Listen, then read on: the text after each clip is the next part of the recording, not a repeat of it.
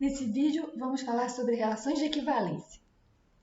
Uma relação de equivalência é uma relação que a gente usa em matemática no lugar de uma igualdade. A ideia é que a gente quer considerar apenas algumas características dos objetos que a gente está estudando e desconsiderar outras. E a gente vai, então, identificar objetos que, na verdade, são diferentes, mas que aquilo que está distinguindo esses objetos são exatamente as características que a gente não quer levar em consideração. E do ponto de vista das características que nos interessam, os objetos são iguais, eles partilham as características relevantes para a gente. Então, eu brinco que uma relação de equivalência é parecida, às vezes, com um míope que tira os óculos.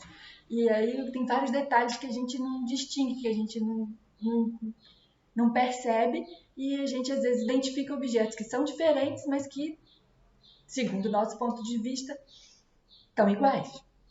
Então, equivalência é isso, é um substituto para a igualdade, ou então a gente vai considerar iguais, segundo uma certa relação de equivalência, objetos que são diferentes, mas que partilham as características importantes naquele contexto.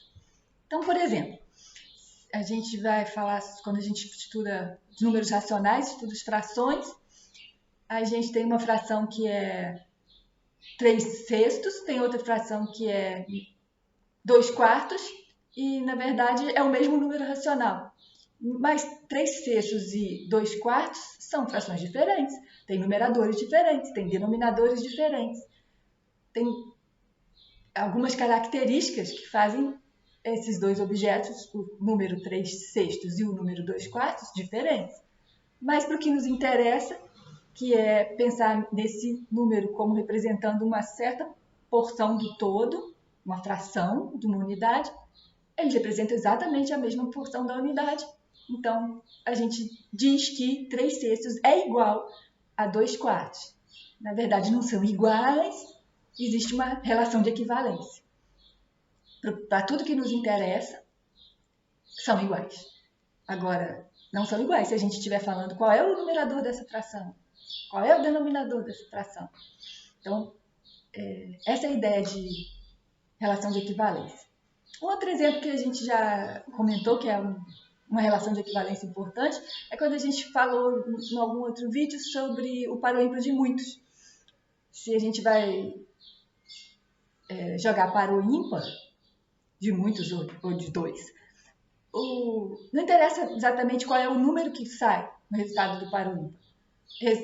O que interessa é se é um par ou ímpar, se deu par ou se deu ímpar. Então, do meu ponto de vista, que escolhi ímpar na hora do jogo, se a gente jogou e saiu 3, se a gente jogou e saiu 5, assim, 5, se a gente jogou e saiu 5 assim, 5, não importa o ímpar que saiu, eles dão vitória para mim. Então, para mim, o 3, o 5, o 1, o 7 são todos iguais, são todos vitória. Para quem escolheu o ímpar. E a pessoa que estava jogando comigo escolheu o par, fica feliz se sair 2, 4, 6. É vitória para ela. Então, 2, 4, 6 são iguais desse ponto de vista, do ponto de vista daquele jogo. Então, congruência, módulo N, também é um exemplo importante de relação de equivalência em matemática. Então, vamos lá, vamos estudar as relações de equivalência. Relações de equivalência são... a gente toma como modelo a relação de igualdade. Então, aqui estão as 3 propriedades características da relação de igualdade. Uma relação de igualdade é reflexiva, quer dizer que para todo objeto X, em qualquer universo, X é igual a X. A relação de igualdade também é a quaisquer 2 objetos X e Y, se X está relacionado com Y pela relação de igualdade, então se X é igual a Y, então a gente sabe também que Y é igual a X. E a relação de igualdade é transitiva. Dados quaisquer 3 objetos x, y e z, se x é igual a y e y é igual a z, então a gente sabe que x é igual a z. Essas são as 3 propriedades características da igualdade que a gente vai tomar como modelo para definir relação de equivalência. Dado uma relação R em A, então a gente está falando de endorrelações agora, dado uma relação R em A, quando que a gente diz que essa relação é reflexiva? Quando acontecer que para qualquer objeto x em A, o par que tem x nas duas coordenadas, então o par xx, pertence à relação R. Então, para todo objeto x em A, x está relacionado com x pela relação R. Quando isso acontece, a gente diz que R é reflexivo. De novo, dado uma relação R em A, então a gente está falando de endorrelações, conjunto de partida e conjunto de chegada é A. Então, R é um subconjunto do produto cartesiano de A por A. Eu tenho uma relação R em A, ela é simétrica quando acontece o seguinte, para todos os dois objetos x e y em A, se acontece do par xy pertencer a R, então se x está relacionado com y pela relação R, então tem que acontecer também que y está relacionado com x pela relação R. O par yx também vai ter que pertencer a R para a relação ser simétrica. Então, uma relação é simétrica quando, sempre que a gente tem um par de objetos relacionados numa ordem, quando a gente inverte o par, os objetos estão relacionados nessa outra ordem também. E quando que a gente diz que uma relação é transitiva? Dado uma endorrelação R em A, a gente diz que R é transitiva quando, para todos os objetos x, y e z no conjunto A, se acontecer o par xy pertencer a R e o par yz também pertencer a R, então o par xz também tem que pertencer a R. Então, dados três objetos quaisquer, se x, y e z, se x está relacionado com y e y também está relacionado com z, então é porque x está relacionado com z. Se acontece isso, a relação é transitiva. Para fixar um pouquinho a ideia de reflexividade, simetria e transitividade. São três perguntas e a ideia é você classificar como verdadeira ou falsa essas três afirmações. Eu tenho duas relações R e S simétricas, então a gente conclui que a união entre R e S é simétrica. Verdade ou falso? Sempre que uma relação R é reflexiva, a união de R com qualquer outra relação vai ser reflexiva também? E se eu tenho duas relações transitivas, quando eu fizer a união delas, eu tenho uma relação transitiva? Então, eu estou considerando que R e R, tanto R quanto S aqui, as duas são relações no mesmo conjunto A. Então, dadas R e R, relações em A, cada uma dessas afirmações verdadeira ou falsa? Para um pouquinho o vídeo e pensa. Lembra que pensar em matemática é pensar com lápis e papel na mão. Então, se você acha que é verdadeiro, como é que é a justificativa? Se você acha que é falso, como é que é a justificativa? Rabisca um pouquinho e depois continua o vídeo. Bom, uma relação de equivalência, então, é uma relação que é reflexiva, simétrica e transitiva. A gente falou no começo do vídeo que essas três propriedades, reflexividade, simetria e transitividade, são propriedades características da igualdade. A igualdade é uma relação de equivalência. Dada uma relação de equivalência qualquer em um conjunto A, essa relação particiona, divide o conjunto A em vários pedacinhos. Cada pedaço a gente vai ter todos os objetos que são equivalentes entre si, que estão relacionados. Então, existe uma relação entre a relação de equivalência, uma relação de equivalência definida no conjunto A e essa ideia de partição que a gente vai definir precisamente do conjunto A. Então, o que é uma partição em um conjunto? Pega o conjunto A, pega o conjunto das partes de A, ou seja, o conjunto de todos os subconjuntos de A, e agora a gente pega um subconjunto do conjunto das partes, que a gente vai chamar de F, de família. É um nome comum para conjunto de subconjuntos, conjuntos formados por conjunto. Então, uma família, só um conjunto de subconjuntos de A. A gente vai dizer que essa família, que esse conjunto de subconjuntos de A é uma partição de A quando acontecerem três coisas. Primeiro, se a gente pegar qualquer um desses conjuntos que estão na família, qualquer um desses subconjuntos que eu escolhi para colocar na família, nenhum deles é o conjunto vazio. Então, para eu ter uma partição, eu tenho que ter uma partição de um conjunto A, eu tenho que ter subconjuntos de A e nenhum deles pode ser o conjunto vazio. Outra característica, se eu pegar nesse conjunto de subconjuntos de A. Escolher 2 subconjuntos e calcular a interseção é sempre vazia. Então, se eu tenho uma partição, eu tenho vários subconjuntos de A, nenhum deles é o conjunto vazio. E quando eu pego 2 e calculo a interseção, está sempre vazio. Nenhum desses dois conjuntos na partição tem algum elemento em comum. E por fim, se eu pegar todos esses subconjuntos de A na partição e fizer a união deles todos, eu vou obter o conjunto A. Então, uma outra maneira de pensar nas partições é imaginar, se eu pegar um elemento de A qualquer, sempre vou encontrar algum subconjunto na partição ao qual A pertence. E vou encontrar exatamente um. Então, cada um dos elementos de A pertence a um dos subconjuntos na partição e a um só. E um subconjunto na partição é o conjunto vazio. Então, uma relação de equivalência e uma partição sobre um conjunto A são 2 conceitos que estão relacionados. Dada uma relação de equivalência em A, eu tenho uma partição induzida pela relação de equivalência e dada uma partição em A, eu tenho uma relação de equivalência induzida.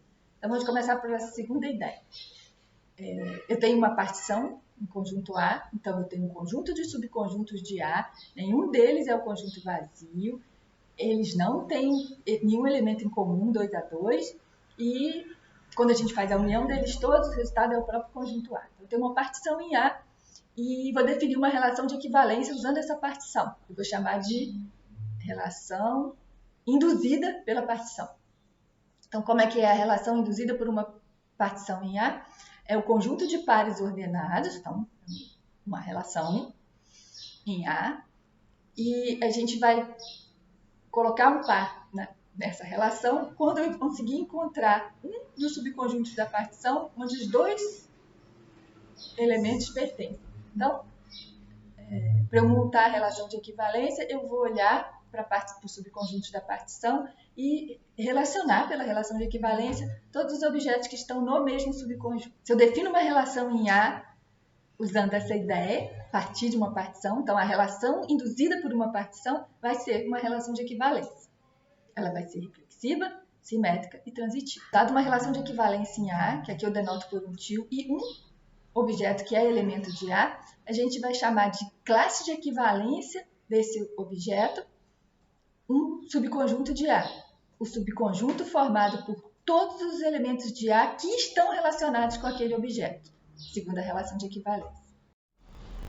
Dada uma relação de equivalência em conjunto A, a gente chama de conjunto quociente, então é o conjunto quociente de A pela relação de equivalência R, o conjunto de conjuntos, o conjunto formado por todas as classes de equivalência de elementos em A. Por exemplo, se a gente considerar a relação de equivalência, que é uma relação de equivalência no conjunto dos naturais, que é congruência módulo 4.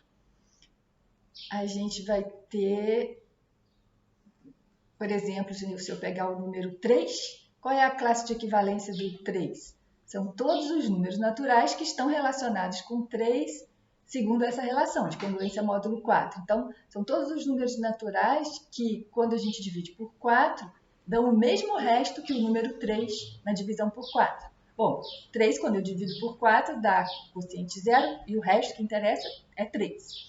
Quando eu divido, por exemplo, 7 dividido por 4, quociente é 1 e o resto, que é o que interessa, é 3 também. Então, o 3 e o 7 são congruentes módulo 4. Então, 3 e 7 estão relacionados por essa relação de equivalência. Então, na classe de equivalência do 3, vai estar o 3, vai estar também o 7. Quem mais? Quais são os outros números naturais que dão o resto 3 quando eu divido por 4? Bom, tem o 11, tem o 15, tem o 19. E, professora, vai indo assim, vai pulando de 3 em 3 e a gente vai ter, de 4 em 4, e a gente vai ter uma quantidade infinita de números naturais que dão resto 3 quando eu divido por 4. É isso mesmo. Então, na classe de equivalência do 3, segundo a relação de congruência módulo 4, eu tenho uma quantidade infinita de números naturais, todos aqueles que dão resto 3 na divisão por 4. Quais são as outras classes de equivalência que vão aparecer? Qual é a classe de equivalência do 7, módulo 4? É a mesma classe de equivalência do 3. São todos os números naturais que dão resto 3, é o mesmo resto que dá o 7, na divisão por 4. Então, se eu tenho dois números naturais que dão o mesmo resto na divisão por 4, os dois pertencem à mesma classe de equivalência. Muito bem. Então, quais são as outras? Todos os números que dão resto 0 na divisão por 4, com seus múltiplos de 4, né? Estão todos juntos numa classe de equivalência. E os números que dão resto 1 na divisão por 4, todos juntos numa outra classe de equivalência. E, por fim, os números que dão resto 2 na divisão por 4, todo mundo junto na mesma classe de equivalência. Então, quais são as classes de equivalência? A congruência módulo 4 só tem 4 classes de equivalência. Então, essa relação de congruência módulo 4, que é a que a gente usa para fazer para o ímpar de 4, divide o conjunto dos números naturais em 4 porções. Todos aqueles resultados do par ímpar de 4 que vão dar vitória para quem escolheu o resto 0, todos os números naturais que dão resto 0 na divisão por 4, são os múltiplos de 4. Todos os números naturais, uma outra porção, que dão resto 1 na divisão por 4, todos os números naturais que dão resto 2 na divisão por 4 e todos os números naturais que dão resto 3 na divisão por 4. Então, a quantidade infinita de números naturais foi dividida em 4 conjuntos, usando essa relação de equivalência, congruência módulo 4. A gente vai dizer que esse conjunto com essas 4 classes de equivalências é o conjunto quociente dos naturais pela congruência módulo 4. Então, é o conjunto formado pelas classes de equivalência da relação, é o conjunto quociente. E agora um outro problema para pensar. Imagina que a gente começa por uma partição de um conjunto e aí a gente calcula a relação de equivalência induzida. Quais são as classes de equivalência da relação de equivalência induzida por uma partição? E segunda pergunta, qual é o conjunto quociente daquele conjunto inicial pela relação de equivalência induzida por uma partição do conjunto? Então, se vocês fizeram alguns exemplos no papel enquanto estavam pensando nesse último problema, talvez vocês tenham chegado nessa conclusão. Se eu tenho uma partição de um conjunto e calculo a relação de equivalência induzida, e aí depois eu calculo o conjunto quociente dessa relação de equivalência, eu volto para a partição original. E vice-versa. Se eu começar de uma relação de equivalência e calcular o conjunto quociente da relação, eu vou ter uma partição do conjunto. E a gente pode chamar essa partição de partição induzida pela relação de equivalência, mas ninguém fala assim, a gente só diz que a gente tem o conjunto quociente. No próximo vídeo, a gente vai falar sobre relações de ordem.